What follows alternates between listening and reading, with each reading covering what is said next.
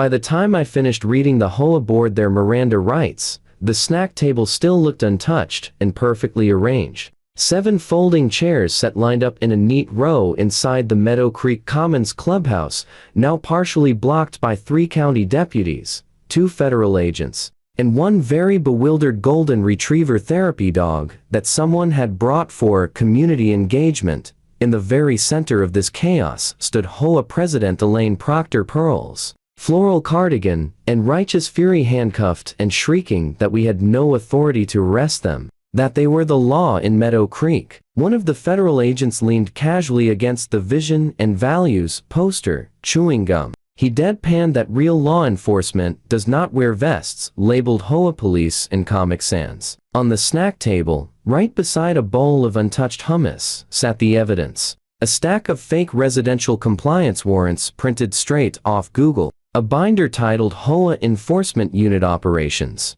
Dozens of photos of my own living room, my closet, my safe taken during the unauthorized raid they'd staged on my home. I flipped open the binder, turned a page, and tapped a line with my pen. Then I read aloud the section describing Operation Code Brown, their plan to raid my house while I was out of town, break into my safe, destroy property, and broadcast the whole thing to the neighborhood as a dramatic criminal takedown. Elaine glared at me with pure venom. She spat out that I had lied to them, that I had told them I was just a government administrator.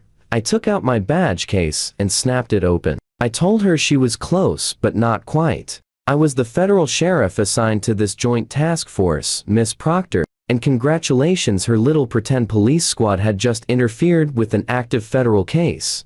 The room went absolutely silent. Outside the clubhouse windows, half the subdivision was gathered, watching as the HOA's elite enforcement unit sat zip-tied on the curb in their matching navy vests. Across the front, in bold white letters, Meadow Creek HOA Police. Underneath, in much smaller print because of course order matters, were the words, "For community compliance." Yes, we were absolutely going to talk about that. My name is Marcus Vale, 38. On paper, I am the least interesting man alive. I jog at 6 o'clock a.m., grill chicken with a precision bordering on neurotic, and wave politely at neighbors while dragging my trash can to the curb. My closet is 80% gray t-shirts. My idea of rebellion is using 2 different hot sauces. To the residents of Meadow Creek Commons, I'm the quiet guy in Lot 27 who works in government, which is technically true. What I don't mention at block parties is the full context. I'm a sheriff's investigator permanently assigned to a federal task force, fugitive recovery, multi-state warrants, the worst of the worst. Federal sheriff is what I say when I don't feel like explaining jurisdiction sharing while someone is grilling Costco hot dogs.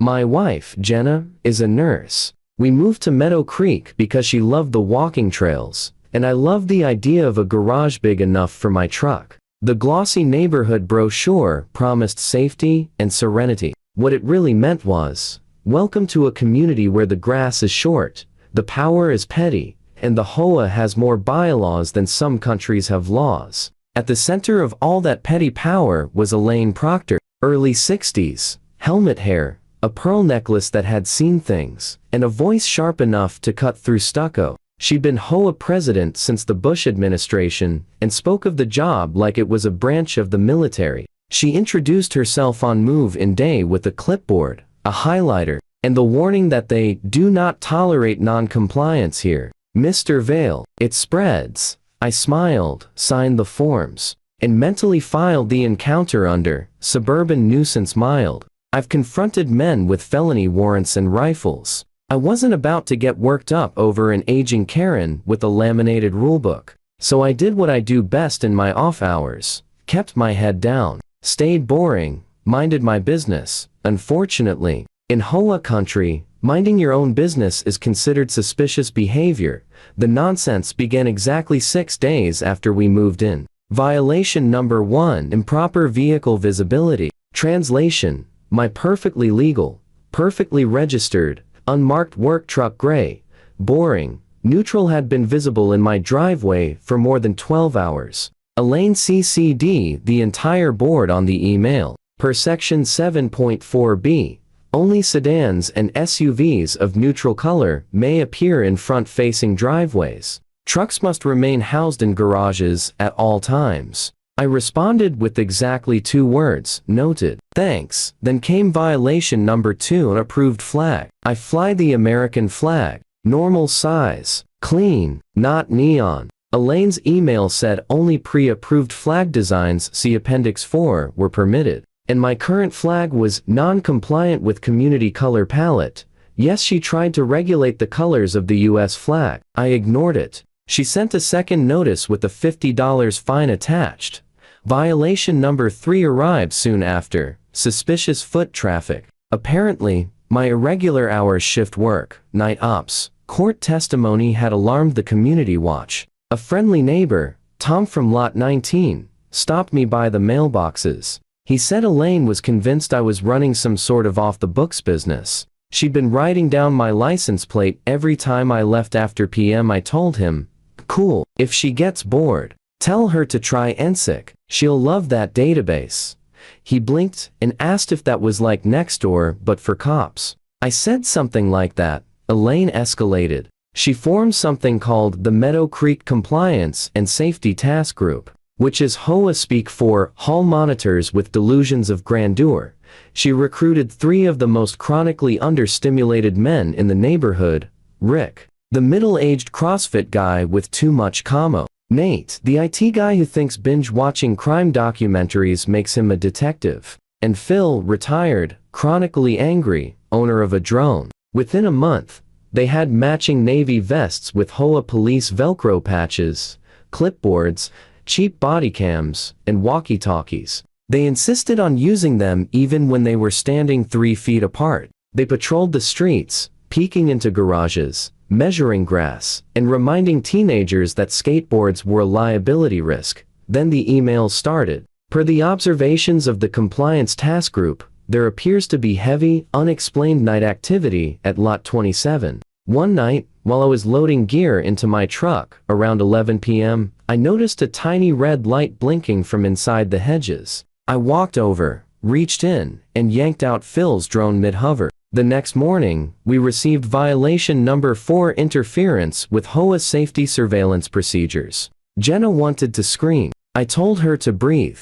I deal with felons all day, I said, while making coffee. I can outwait an overzealous HOA president. Spoiler, I was wrong. Elaine wasn't bored. Elaine was escalating. It happened while I was 2 states away, helping apprehend a fugitive. My phone buzzed mid-briefing. It was Jenna, her voice tight, shaking. She whispered, Marcus, there are people in the house. My brain flipped instantly into work mode. I asked her who. She hissed, the HOA police. Elaine is here. They say they have a warrant. They pushed past me. My blood ran cold. I asked what kind of warrant. She said it was a residential compliance warrant, complete with the HOA logo at the top. No judge's name, just Elaine's signature. Behind her, I could hear drawers slamming and voices calling out, check the closets, photograph everything that looks like equipment. Jenna choked on her next words. Marcus, they're tearing the place apart.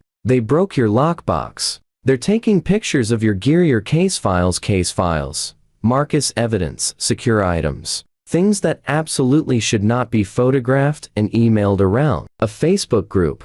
I walked straight out of the briefing room, already dialing county dispatch back home. I said, this is Investigator Marcus Vale, badge 8472. I need units at my residence immediately. Possible burglary in progress. Suspects claiming HOA authority.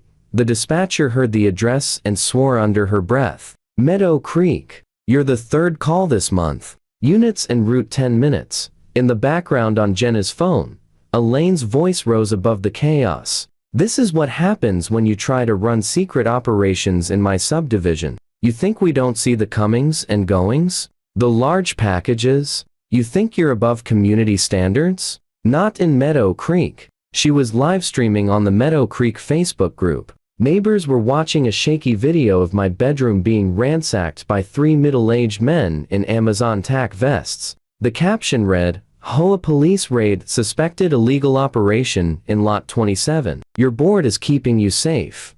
By the time county deputies arrived, the damage was catastrophic. They found my front door forced open, my office trashed, drawers dumped, my gun safe broken, confidential documents scattered, some half-shredded. Jenna sat shaking on the couch while Elaine argued with the deputy about jurisdiction. She shoved her warrant in his face, insisting the board had full authority to inspect for covenant violations. The deputy stared at it and said flatly, "This is a piece of printer paper." Elaine scoffed. "This is a legal instrument per our bylaws. The whole police have rights." She genuinely said this to an actual law enforcement officer without a hint of irony. The deputy documented everything, separated Jenna from the board members, and called a supervisor. The neighbor comment section went nuclear. While I drove through the night toward home, the situation escalated further, not because of the smashed furniture, but because of what they had destroyed.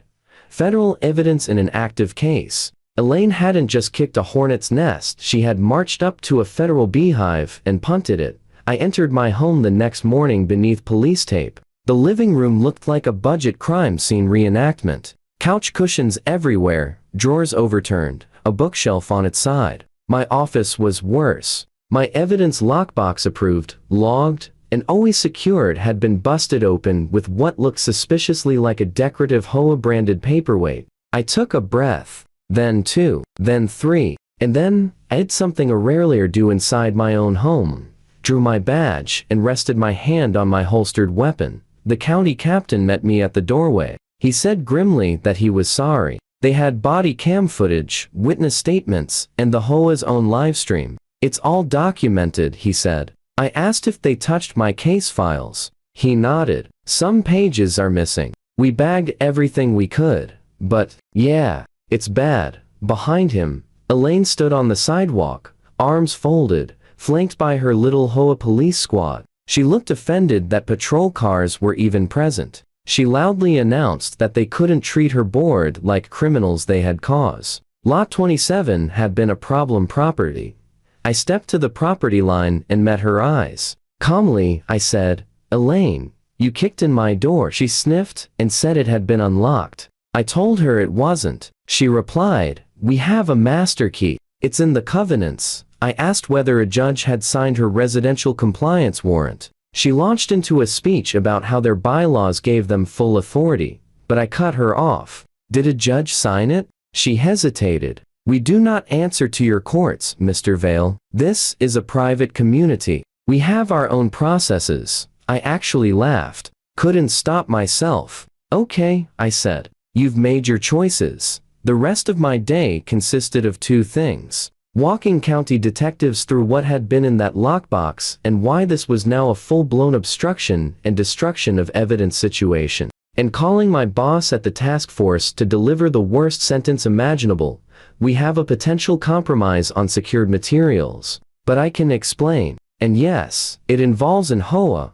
Federal prosecutors love two things: coffee and slam dunk obstruction cases. Elaine had just gift wrapped them both. Within a week, subpoenas went out for HOA financials, board meeting minutes, and emails detailing the compliance task group and its so-called policing powers. Turns out Operation Code Brown wasn't their first raid. They had inspected 3 other homes, leaving messes, threats, and angry residents in their wake. Elaine's emails read like a suburban manifesto. "We must act where the county refuses to. We are the thin beige line between order and chaos."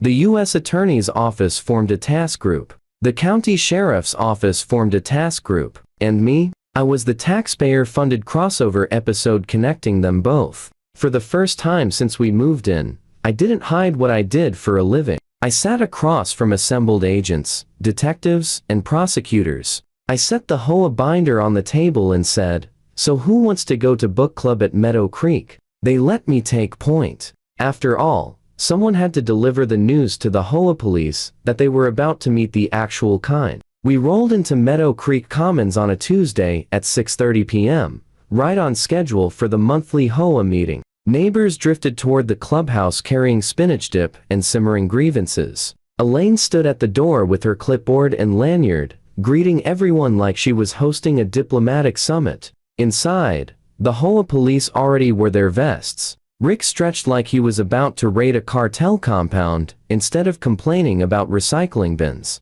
Phil set up his drone on the snack table. I stepped into the room last, not in jeans and a hoodie this time, but in full-duty gear, badge visible, sidearm holstered. Behind me came deputies, federal agents, and one very patient assistant U.S. attorney. Heads turned. Elaine's smile froze. She said slowly, "Arcus, this is a closed board session. Residents may speak during the designated comments period." The assistant U.S. attorney answered before I could. His voice was crisp. "Actually, Miss Proctor, this is a court-authorized search and seizure under federal and state warrants. Everyone, remain exactly where you are." He handed her a packet thick enough to stun a rhino. Elaine flipped through it, eyes darting wildly. This must be a mistake. We haven't done anything illegal. We're a volunteer board." He nodded politely. "Yes, volunteers who conspired to impersonate law enforcement, conducted unlawful entries, destroyed property, and interfered with an ongoing federal investigation." Rick scoffed. "We're HOA police. That's not impersonating real cops. We never said we were the government." One of the agents held up a printed screenshot of Rick's Facebook post, him in his vest, captioned, "Another night on patrol, keeping the community safe. People think we're actual cops, lol." The agent said, "A jury is going to eat this alive." Phil took one step toward the door. I said quietly, "Don't." He froze. Elaine spun toward me, shaking with anger. "You told us you worked in government administration. You lied." "I do work in government," I said. Then I flipped my badge fully open, letting the fluorescent lights catch the metal. "I'm a sworn sheriff's investigator assigned as a federal officer to a joint task force. Federal sheriff is just shorter. You raided a law enforcement officer's home, destroyed secured materials, and live streamed it." The room went so silent you could hear the fluorescent hum overhead. Jenna stood at the back, arms folded. She didn't smile. She just looked exhausted and satisfied. Sheriff's deputies moved in with practiced choreography. One collected laptops and phones. Another photographed the HOA police vests laid out like a sad tactical display. An agent read Rick, Nate, and Phil their rights as they stared at the floor. Elaine pointed a trembling finger at me. "You brought this on us. All we ever wanted was order standards. You could have just followed the rules." I stepped closer, voice low but clear. "The rules do not let you break into homes. They do not let you smash safes. They do not let you invent fake warrants because you're bored and scared of pickup trucks. You wanted to play police. You picked the wrong house." They cuffed her gently but firmly. Her floral cardigan bunched awkwardly around the plastic restraints. She gasped, "You can't treat me like a criminal. I'm the HOA president." I nodded to the deputy. "Exactly. And abuse of authority is still abuse, even when the badge is laminated." Outside, through the clubhouse windows, Meadow Creek residents filmed as the entire compliance and safety task group was walked to patrol cars, vests, clipboards, and all. Someone whispered, "They really had a SWAT team for grass length." Another muttered, "Dude, they raided his house over a truck." The fallout was thorough. Criminally, Elaine was charged with multiple offenses: criminal trespass, conspiracy, property destruction, obstruction, and interference with law enforcement operations. Her HOA police goons picked up charges for trespass, impersonation, and a grab bag of misdemeanors. The residential compliance warrants became Exhibit A in every hearing, a stack of ridiculous, self-important documents printed in 12-point Times New Roman, proving intent in the stupidest way possible. Elaine took a plea deal. She received 18 months of supervised probation, 600 hours of community service, and a ban on serving on any HOA board or governance position for 10 years. Her community service assignment? Working in the county records office under strict supervision, filing real legal documents for people who actually understand what a warrant is. The judge, who had clearly seen some things, added a special condition: the defendant is prohibited from wearing any clothing or accessories that suggest law enforcement authority, including, but not limited to, vests labeled police, security, or similar. Rick and the boys got shorter probation terms and fines, plus a strongly worded lecture from the judge about midlife crises and cosplay. On the civil side, the hammer hit even harder. With a very motivated attorney, Jenna and I sued the HOA as an entity, Elaine personally, and the 3 officers. The settlement included full repair and replacement of everything damaged in our home, monetary compensation for stress and legal costs, and a formal acknowledgement of the obstruction issues. A court-appointed receiver was installed to run Meadow Creek's HOA governance for 3 years. In plain English, Elaine lost her toy government. A grown-up was placed in charge. The new receiver rewrote the bylaws from the ground up. No compliance task forces, no HOA police, no tactical cosplay. Enforcement procedures were simplified and reasonable. Fines, notices, hearings, not home invasions. A resident bill of rights was added, beginning with, no board member may enter a property without the owner's consent or a lawful court order. Also, by neighborhood vote, the phrase, because order matters, was officially banned from all community materials. Elaine stood in the courtroom as the judge read the final terms. Her face, the color of old concrete. Her hands shook as she clutched the defense table. When the bailiff asked if she understood the conditions, she opened her mouth twice before any sound emerged. She whispered, yes, then louder. Her voice edged with hysteria. This isn't fair. We were protecting the neighborhood. The judge looked at her over his glasses and said dryly, Miss Proctor, you broke into a federal officer's home with fake police credentials and destroyed evidence in an active investigation. Fair left the building the moment you put on that vest. She sank into her chair, face buried in her hands, sobbing that she had given 15 years to that community. 15 years. No one in the gallery said a word.